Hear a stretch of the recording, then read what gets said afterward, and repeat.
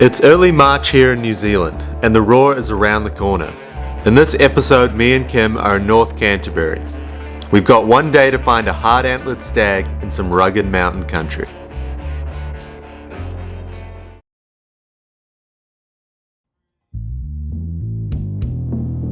My name is Jürgen Schwanecker. I'm a hunter, trapper, and all-round adventurer roaming the back roads and far valleys of New Zealand and abroad. I've been up and down this country a few times, fishing its rivers and hunting its mountains, experiencing nature and wildlife in ways forgotten. If this sounds like you, follow me and my dog Kim as we go on our wild hunt.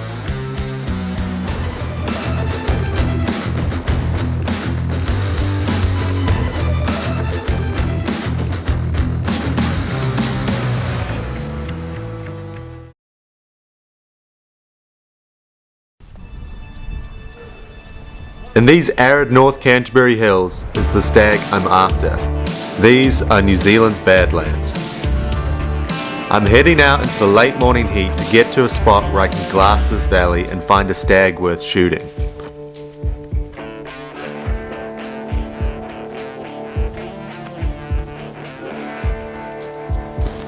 The east coast of New Zealand's South Island is a hot and dry place to hunt, cut by tussock and stone. There's vast amounts of public land here, but every bush and rock has a sharp edge, and water can be hard to find off the valley floor at this time of year.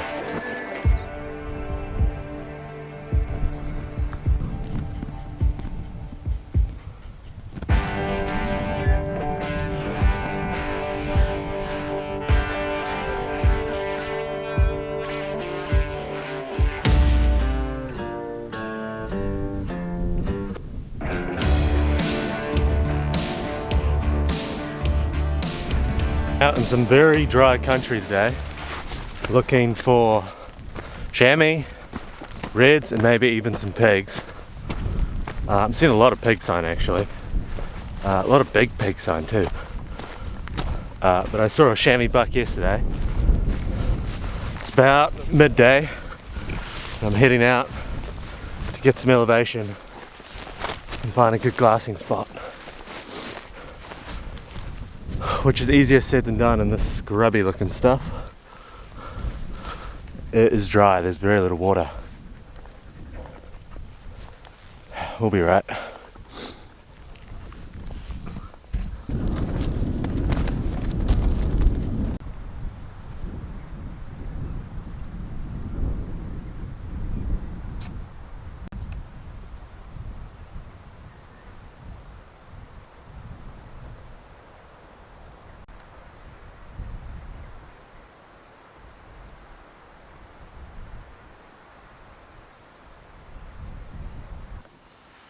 This is my first spot. Deer aren't usually feeding this time of day, but chamois might be. It's at least worth a look.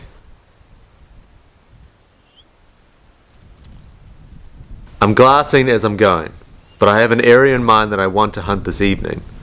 It'll take me some time and hard yakka to get there. There's loads of trails in the scree, so I'm pretty sure this evening we're going to see some animals.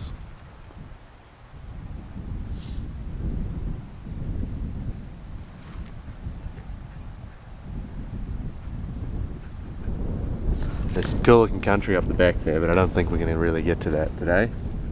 I've only got the day because I'm doing some shooting tomorrow.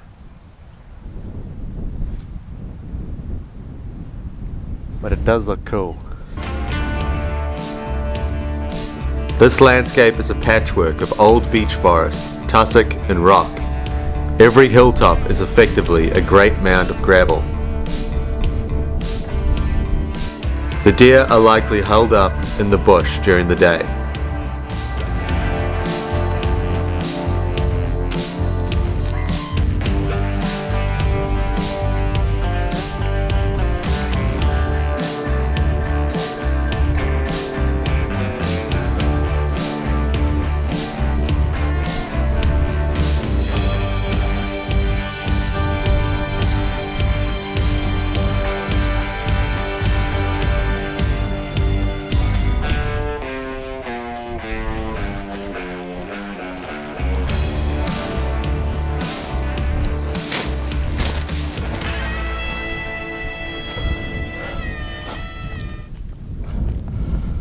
We're definitely getting pretty proper thirsty at the moment, which is why I'm kind of sidling.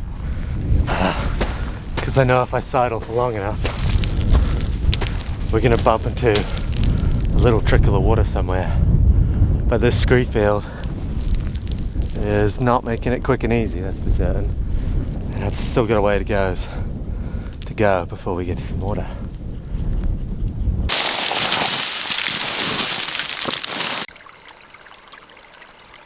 All this walking makes a guy and a dog pretty thirsty. This water is flowing directly out of a scree field. It seems like it almost shouldn't exist, but it does. And it provides a lot of game animals with water at this time of year.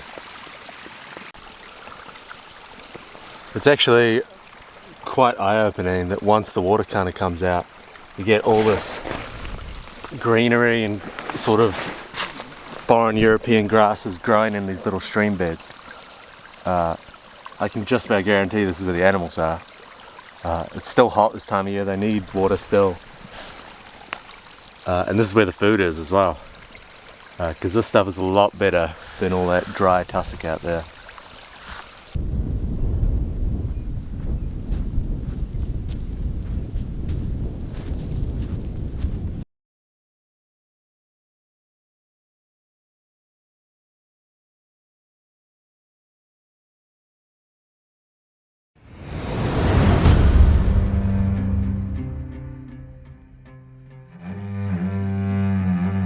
The first animals I spot are a group of chamois does. They're tempting, but I'm looking for something else.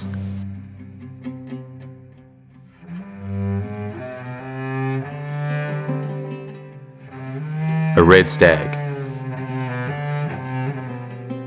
The stag is on the move. I need to rush down the hillside and climb up on his side of the valley if I want to get a shot. If I get the wind wrong, he's gone. If I don't keep track of his location, he's gone.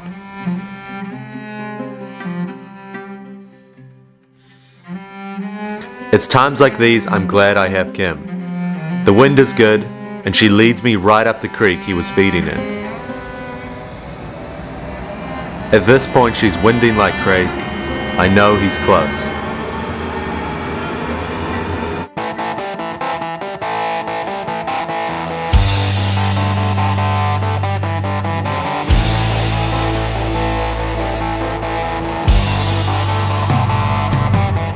Kim led me so close to the stag that I wish I had brought my bow rather than a rifle.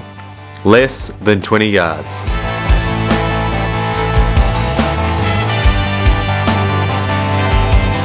Yeah, I kissed my wife goodbye, had let the moonlight time to make some money. Everything's gonna be alright. They try to hold me down, but can't nothing last forever.